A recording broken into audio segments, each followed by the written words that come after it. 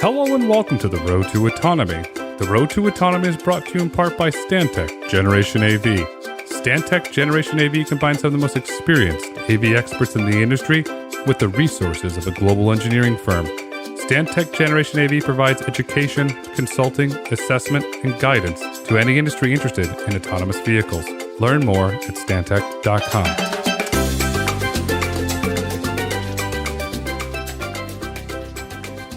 Hello and welcome to the Road to Autonomy. I'm your host, Grayson Brulte. On today's episode, we're absolutely honored to have Fabbri, Head of Law Enforcement Policy and Highway Safety, Kodiak Robotics. Brett, welcome to the podcast. Good morning, Grayson. Thanks for having me this morning. I'm super excited to have you here because society owes you a debt of gratitude. You did 20 years in law enforcement. So first and foremost, thank you for your service in law enforcement. The Road to Autonomy, my family and myself, we're proud supporters of law enforcement. So thank you so much for taking the time to come on today. Well, I sincerely appreciate that. And yeah, I had a very long career in law enforcement. Actually, it spanned a total of 30 years, 23 with the California Highway Patrol. And then I worked 7 years previously with a allied agency before I joined the Highway Patrol. 30 years experience in law enforcement. It's a long time. You've probably seen a lot. You've done a lot. You've done a lot of good for society. What was that experience like? You know, Grayson, I have to tell you that I had a really blessed career. I loved my job from the first day to the last. I got to work a wide variety of assignments. And probably the most important thing is that I'm here, that not everybody makes it to the end. I lost some friends along the way. It's always very sad when we lose a law enforcement officer who's out there working in the public. But this job is also very rewarding. I got to work in a lot of different areas, both metropolitan and rural areas. And I got to do things that people can only dream of. I got to drive fast cars. I got to fly in planes and helicopters that, are owned by the Highway Patrol, getting firearms training, getting to shoot guns at the range and stuff, traveling the nation, meeting some great people. And so I just can't say enough about my experiences as a law enforcement officer. I was very passionate about being a good leader, and I loved teaching leadership to other people.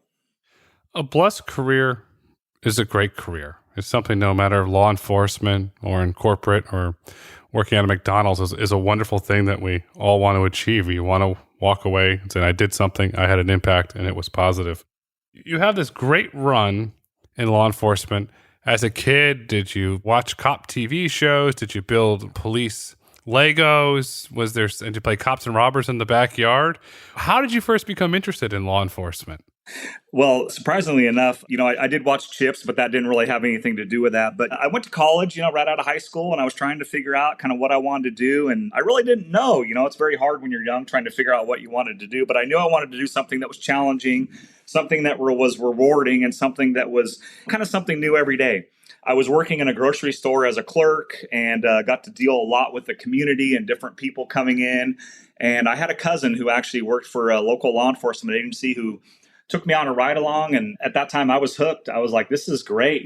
This is a very rewarding career. He took a lot of pride in what he did. And so I started taking some administrative justice classes in college. And I became a reserve officer, which is kind of unheard of now in different states. But at that time in 1991, that was kind of how you gained experience and how you got hired. And so I started as a reserve peace officer. And before I knew it, I was in an academy and got hired at a police department and started off a great career. And so that's kind of how it all started. Right along the sheriff's office, law enforcement, police do. It's a great way to build the community engagement. I've been on several of them. I personally find them fascinating. What role does community engagement play in law enforcement? Is that your North Star? What role does that play? Oh, I think community engagement is the entire key to everything that law enforcement does. We're kind of guardians of the community. I worked in my hometown, which can be challenging at times, but at the same time, it's actually very rewarding because you're dealing with people that have known you since you were a kid. And so they have a lot of admiration for the role that you take now in the community. And I think that maybe that's something law enforcement needs to work on again, is definitely being very tied to your community. I just think it's extremely important. And it doesn't matter where you work, you can be tied to your community, whether you're in a large area or a small rural area. Guardians of the community is a really great line. And then you were with the California Highway Patrol. They cover over 186,000 miles of roadway. How do you build that sense of community there? Is it based on the routes that the officers are assigned? How is that done? Yeah, so in California, the Highway Patrol breaks up the state into 8 different divisions. The metropolitan area of Los Angeles would be Southern Division. Bay Area is Golden Gate Division, and so within that division, you have area offices that functions very similar to local police departments. They're kind of arranged by county lines. So let's say, for instance, in Solano County, you have a captain who's the chief of police of that county for the California Highway Patrol. And then they're involved in the events that occur in that county, whether it's giving away toys for kids at Christmas time, to being involved in bike rodeos, just anything going on in the community. If law enforcement's involved in it, then the Highway Patrol in that community is involved in as well. And so that's how we are involved in the community. But as far as then we break it down by beats, when an officer goes out for the day, they'll have a beat, and it can be a geographical area within that community or that county. And that can also include highways and freeways, which we are responsible for as well when I was with the Highway Patrol. Each day, let's say Mr. Officer or Mrs. Officer comes into the office, they go to their local station. How are their routes chosen for that shift? Is it the same route for a couple of weeks, and then for a different week, it's a different route? How does that work? A lot of times it's by seniority. So when you come in and you're working swing shift and, you want to beat 52, and you know what that area is and you normally work that. So a lot of guys get accustomed to working the same beat. And so that's where they build those community relations with, a store owner or a restaurant where they might go have lunch. That's how they build those community contacts. I can't tell you the amount of times where I've been having coffee with other officers and the community comes up and, like you said, Grayson, they thank you for our service. And then maybe they have a question about, hey, I had a question about my car, or I had a question about this happened on the highway. And we answer those questions, and that helps build trust in the community, but also lets them know that we're just normal human beings, that, we're out here doing a job, that it's a very noble profession. And while you're working with the community, you're engaging with them in a positive manner, does that also help you gain on-the-ground intelligence where you can stop a horrific incident from potentially happening? Yeah, absolutely.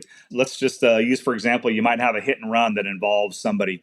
If you have those connections in the community, people are going to come to you and say, hey, I know who that person is, or I might know who that friend is a friend of. So that helps us solve a lot of crime and helps us solve a lot of problems that happen in the community. So yeah, that's a very big part of it.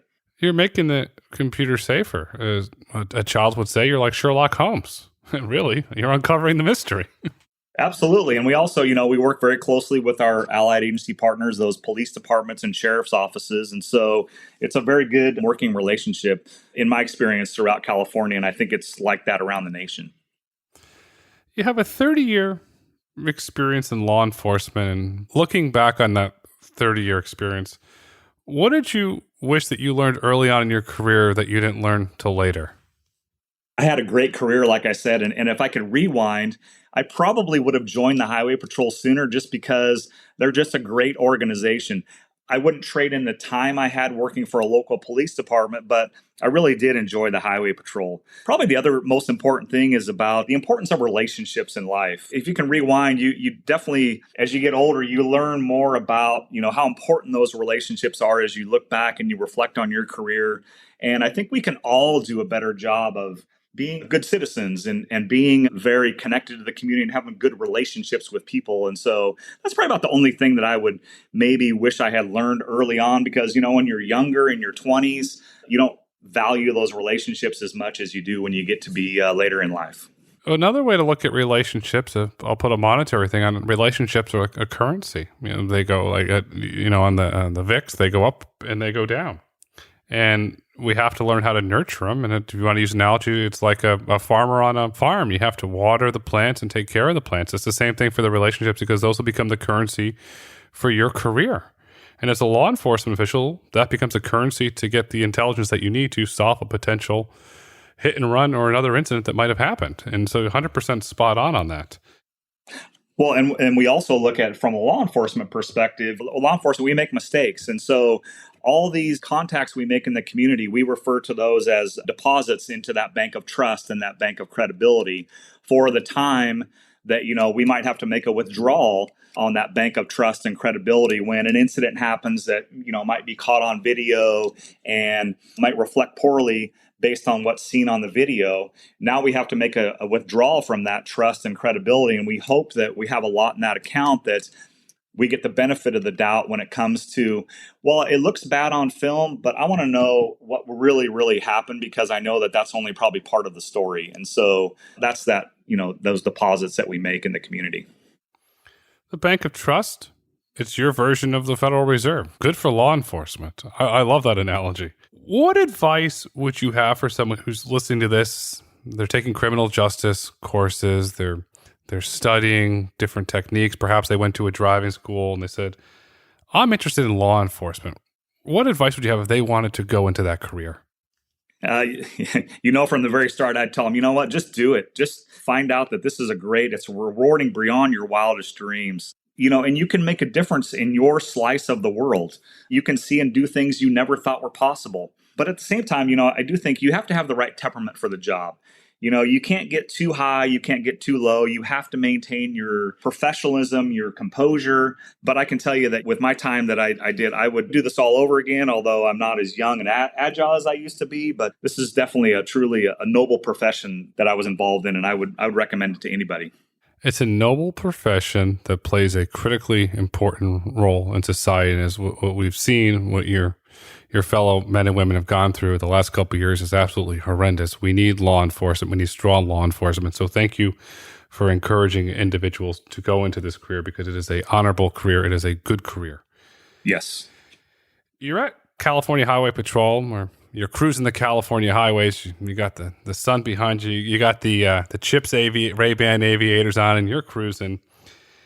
And obviously during that time, I'm sure you thought a lot. And some individuals years ago never thought we'd have an autonomous vehicle, never thought we'd have an autonomous truck. Lo and behold, they're commercializing them. You're a Kodiak, they're commercializing trucks. During your time in the California Highway Patrol, how did you first become acquainted with autonomous vehicles? Well, going backwards a little bit, I did some commercial enforcement as a road patrol officer. It was kind of something that interests me. My dad actually was a delivery truck driver. He was a very proud driver, proud of his, driving history. And so, had me interested in that. But probably my first taste of that, I was a Special Services commander, which oversaw the commercial enforcement unit and motor carrier safety unit for all of Northern California. So I had a lot of people working for me in the commercial portion, and I've always been into technology. And so the technology of it kind of spurred my interest a little bit, but I wasn't doing anything with it. I promoted to headquarters as an assistant chief. I was working in enforcement and planning division. Part of what I oversaw was the commercial vehicle section, which manages all of the commercial vehicle programs for the state of California, and then also the collision investigation unit, which deals with law enforcement interaction plans. And so I jumped right in because both of those sections were responsible for autonomous vehicle technology, both heavy duty, light duty, and passenger vehicles. So all of a sudden I became the key person on that team, and we were focused on that autonomous vehicle technology. So that's kind of where I got exposed to it. And then in my position, I worked very closely with these autonomous vehicle companies, both on the passenger side and on the commercial vehicle side. So I became pretty well known in the industry and somebody that they could contact. And then lastly, I worked very closely with Commercial Vehicle Safety Alliance, which is CVSA. They kind of oversee all the training and inspection programs for North America. I served as the chairperson of the Enforcement and Industry Modernization Committee. That committee has been working for a long time on automated driving systems. And so I really enjoyed that part of it. And luckily now working with Kodiak, I am still a part of that. I'm just in a different role on those committees and those groups that I'm working with. When you went from highway patrol to autonomous trucks, you have the credibility, you have the chops.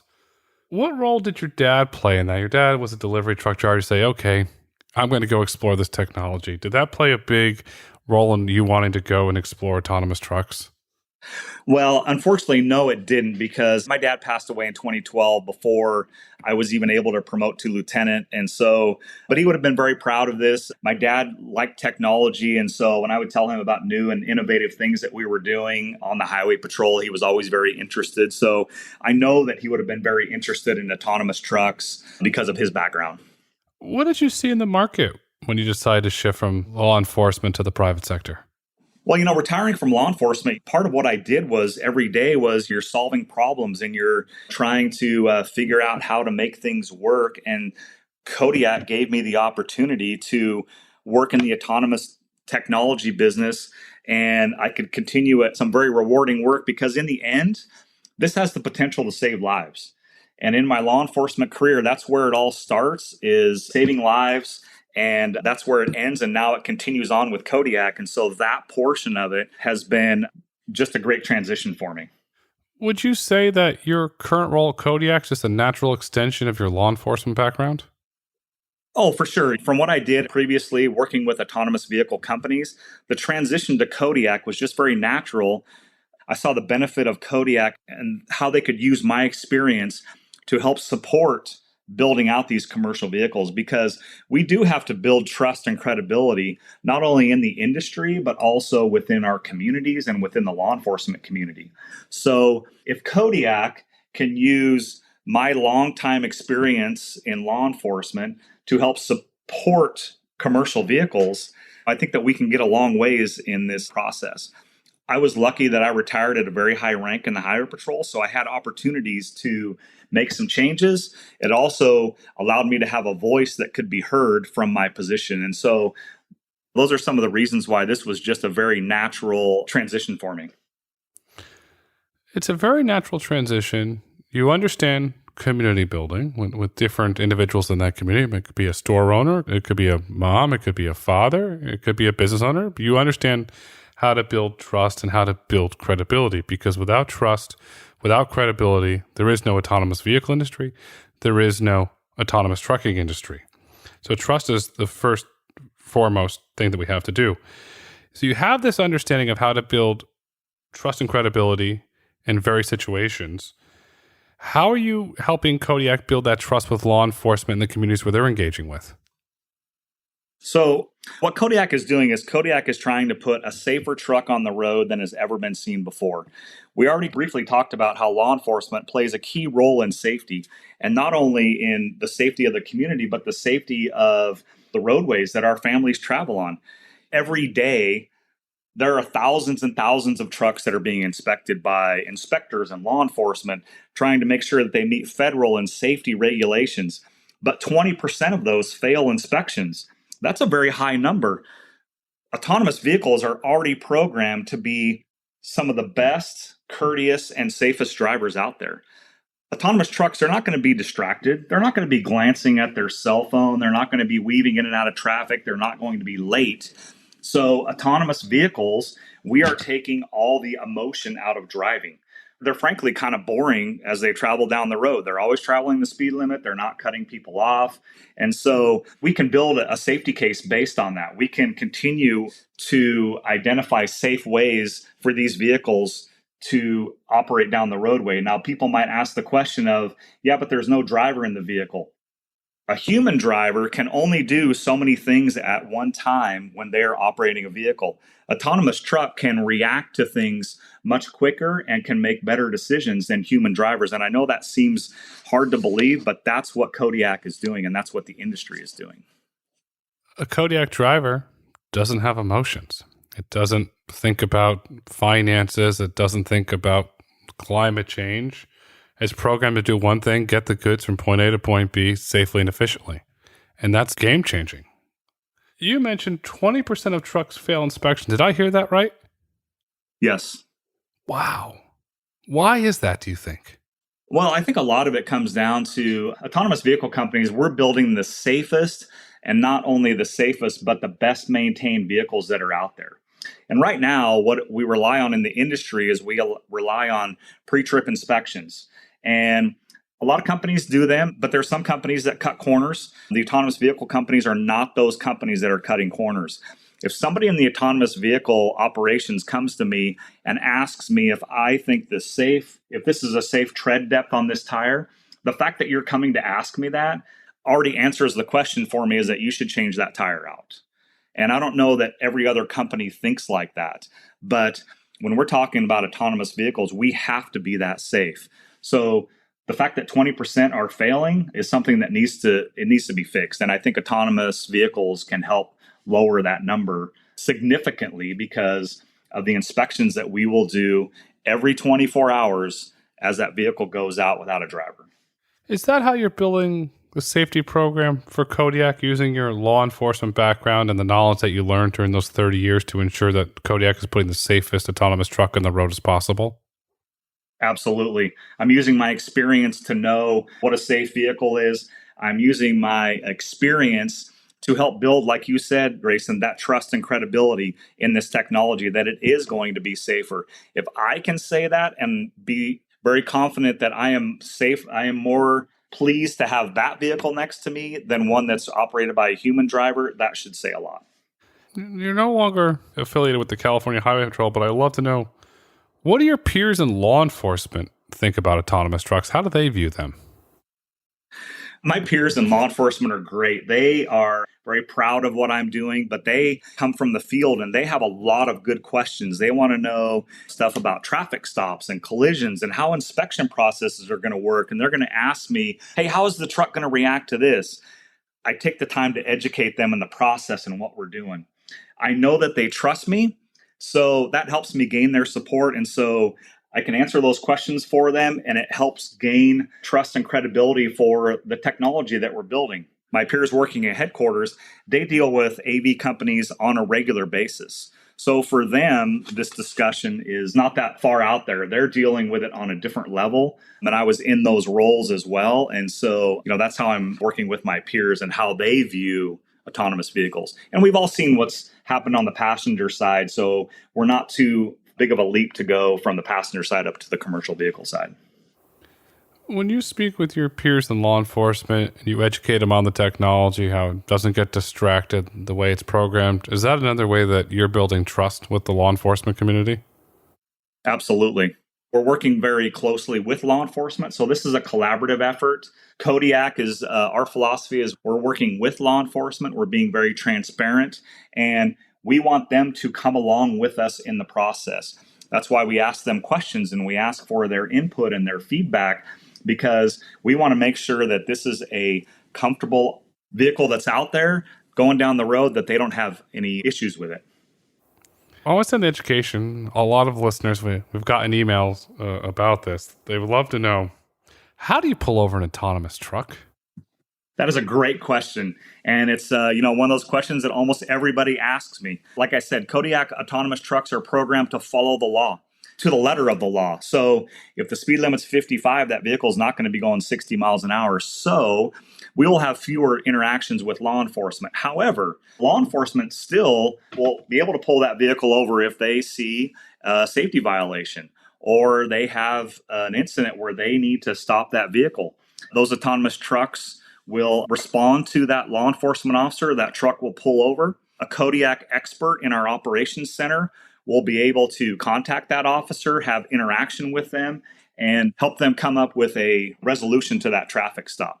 And when we talk about a traffic stop of an autonomous vehicle with nobody inside, my biggest concern as a law enforcement officer is that I want law enforcement to be comfortable with the stop.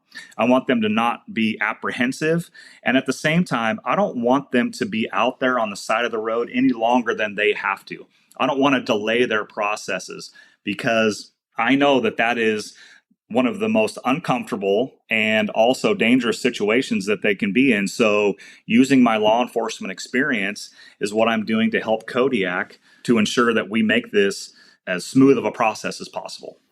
That's a very valid point, the side of the road. We've all seen horrific videos of officers on the side of the road pulling over a vehicle, and you've got somebody driving under the influence or just not paying attention. It's horrific what they do. So I give you a lot of credit for trying to limit the amount of time that officers spend on the side of the road to ensure their safety. There was one other thing I was going to tell you, Grayson, about the safety of officers. And so a lot of states, have a move over law. So if there's an emergency vehicle on the shoulder, you're required to move over one lane or provide some extra space if you can't change lanes. We have programmed our trucks to do that as well. So that truck recognizes the emergency lights on the shoulder. It will move over one lane to provide extra space. But if it can't move over one lane, it will move over within that lane to provide a little extra space if they can. And so those are the things that are pretty exciting for law enforcement, that those are the things that we are putting into our program. I'll sum it up this way. Kodiak cares about law enforcement. Absolutely.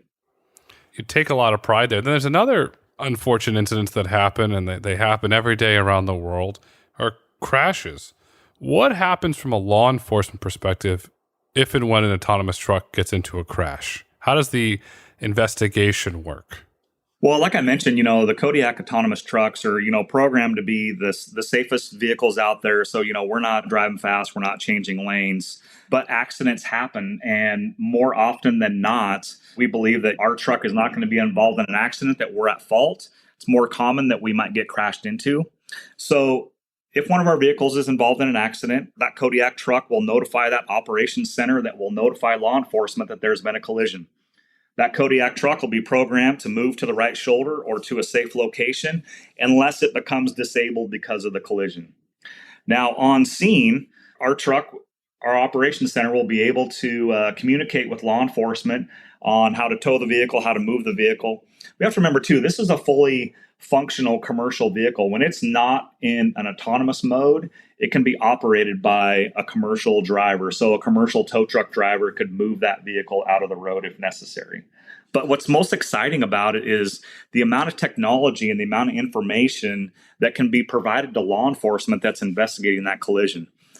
I wish that this technology had been around when I was working patrol and investigating collisions, because the amount of information that these trucks can store, with cameras and sensors and LiDAR, the information they can provide to law enforcement is just overwhelming. And that's one of the things I think that law enforcement is going to love about these trucks, and the information that they can get from a collision, whether we were involved in the collision or maybe one of our trucks witnessed a collision. There's a lot of information out there that was never available before. So that's one of the positives that you could take out of a crash involving one of our vehicles.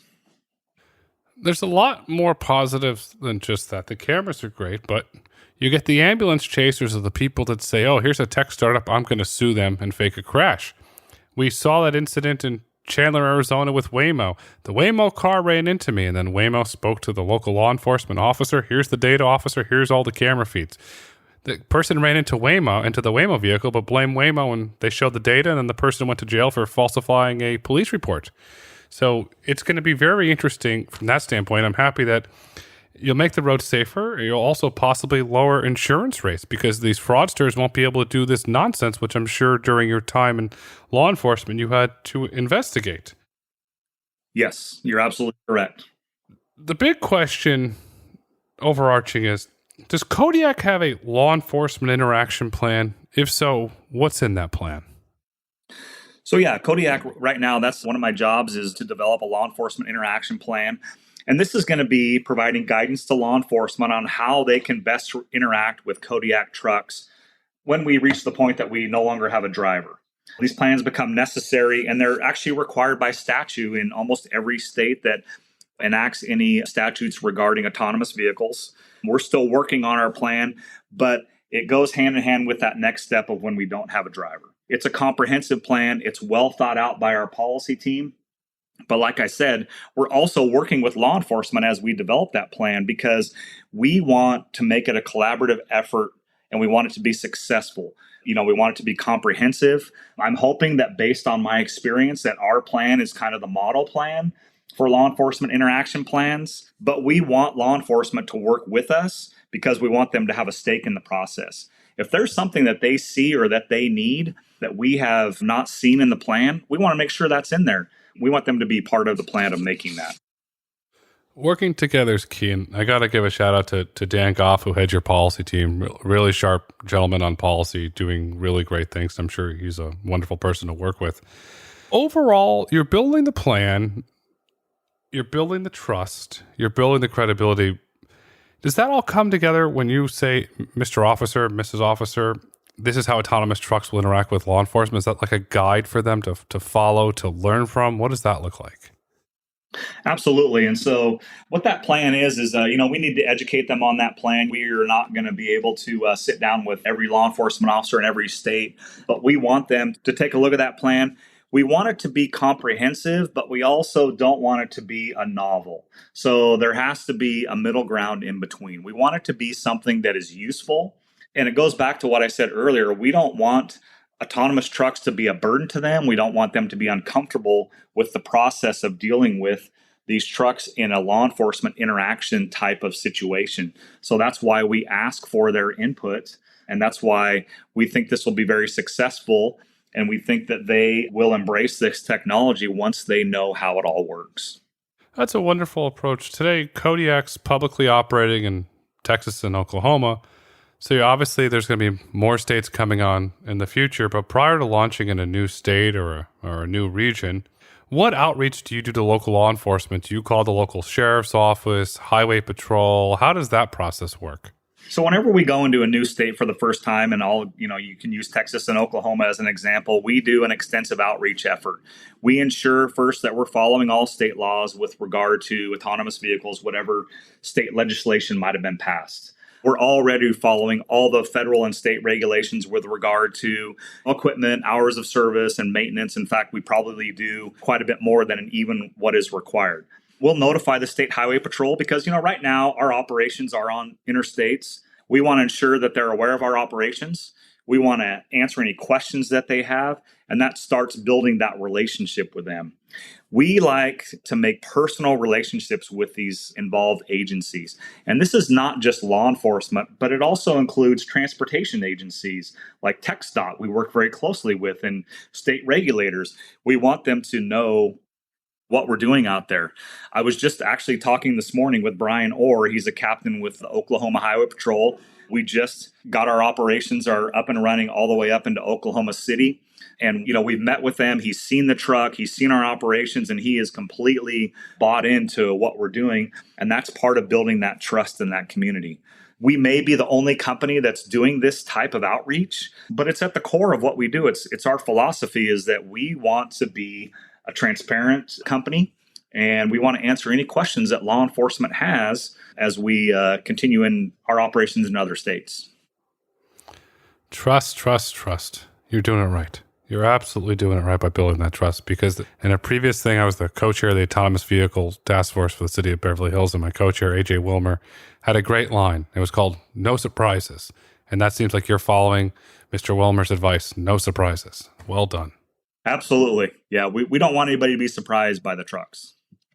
I want to go back to California for a minute, because I used to live in California, love California, but the state won't allow autonomous trucks. They won't allow them in the port. We saw shipping cargo containers now coming to the East Coast because they can't get trucks. And unfortunately, outside of Baltimore Harbor, we have an evergreen ship now is caught aground, very similar to what happened in the Suez Canal. Very unfortunate.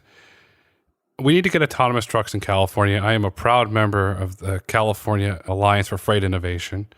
When, in your opinion, as a former California Highway Patrol officer, will autonomous trucks be able to operate in the state of California and bring the benefits to the great residents of the state of California? I really thought it was going to happen when I was working in headquarters, but I wasn't able to get that envelope pushed far enough, apparently. But as we talk today, Grayson, California has not adopted any regulations for the testing or deployment of autonomous trucks. I know that California has the framework in place because we have passenger regulations in California, and I still live in California. So I know that they could easily adopt commercial regulations. And I also know that because, California was one of the first states that adopted passenger vehicle regulations. And you're right, this is having a negative impact on not only California, but all of America. 31% of all imports to the U.S. enter the country through the Port of LA and the Port of Long Beach. And we all know about the supply chain issues like you mentioned. So we would love to see California get involved. We're ready for California to adopt some regulations to allow us to test at a minimum in California. The industry's ready. California has been at the forefront of new technology. Look at Silicon Valley. It's all about new technology, and our headquarters is based in California. And so I really think it's time for California to step up. It's time to move the needle, to begin testing. And we're ready to work with state regulators to make that happen. We'll do, whatever they need to get that ball rolling. It's an honest approach. It's a well thought out approach. California just has to put politics aside and say, look at what's happening at the supply chain. Look at what's happening at the ports. Look at the 40-year high of inflation that's running amok and out of control. Look at the gas prices in California.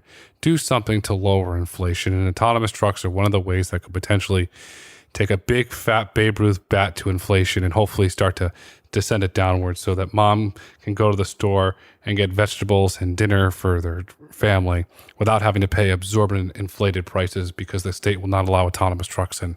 Something has to give. In your opinion, we've covered a lot around law enforcement, but more and more autonomous vehicles will come online. And when they come online and they scale, what does that future look like for law enforcement? As you're running 1,000 trucks, 100,000 trucks across the United States. What does that look like from a law enforcement perspective? Well, Grayson, like any other new technology, the future is moving quickly, and law enforcement is going to need to stay engaged. And we're doing our part to keep them engaged by keeping them involved in the process. And law enforcement is obviously going to have to embrace technology. We beg them to ask questions. We want to keep them involved in the process. Law enforcement will definitely have to work with industry. It's very enlightening to see that a lot of companies have a former law enforcement personnel on their policy and operations team, and that's all part of working together. There's so many benefits to this technology that I don't think any of us even know what those benefits are going to be in 5 years, 10 years, or even 15 years. But I think we can all move down the road together. We can all learn together. Just think about technology itself when we talk about cell phones and smartphones, how much they have progressed in just the last 10 years, the last 15 years. That's mind-boggling. Stuff that we would have never even believed was possible 10 years ago is possible now. So as far as the benefits of AV commercial technology, I don't think we even know how many benefits we're going to see down the road. And really the benefit is it's about saving lives. I think this is going to transform the transportation system like we've never seen in the history of the transportation system in the United States. I really think this can make a huge difference. It will make a huge difference, and it's going to transform the United States economy. There's no doubt about that. The future for this technology, the benefits are endless. We just need the technology to scale, the right policies in place, because lives will be saved, the cost of goods will be lower, and the economy will roar. And Brett, as we like to wrap up this insightful conversation, what would you like our listeners to take away with them? Well, first, I just want to say, thank you, Grayson, for having this talk with me about autonomous vehicles. As you can probably tell, I'm very passionate about this topic. I'm the same with this topic as I was with law enforcement and CHP. I love what I'm doing with Kodiak. It's a great place to work. Dan Goff, as you mentioned earlier, he's my boss. I love working for him, and I love working for Kodiak. I would end by probably encouraging listeners to research companies like Kodiak. See what we're doing, follow our processes that we're using, learn about this technology. Because I think if we do that, you will be as encouraged as I am that this technology is going to do some great things. And that great things is, in the end, is going to save lives. And I think that's probably the one most important thing we should think about when we're looking at this, is that technology is going to save lives. Law enforcement saves lives. If you see a law enforcement official, say thank you. They do a lot of really good for our community. And Brett, thank you again for your service and for coming on the road to autonomy, because the future is bright, the future is autonomous, and the future is a trusted relationship with law enforcement. Brett, thank you so much. Thank you again, Grayson. Thank you for listening to the Road to Autonomy podcast. If you've enjoyed listening, please rate, review, and subscribe on your favorite podcast platform. Want to get in touch? Follow us on Twitter at Road to Autonomy, or email podcast@brulteco.com. The Road to Autonomy is produced by Brulte & Company. The views and opinions expressed on the Road to Autonomy podcast do not necessarily reflect the views and opinions of Brulte & Company. The content discussed on this podcast is for informational purposes only and should not be taken as legal, tax, investment, or business advice.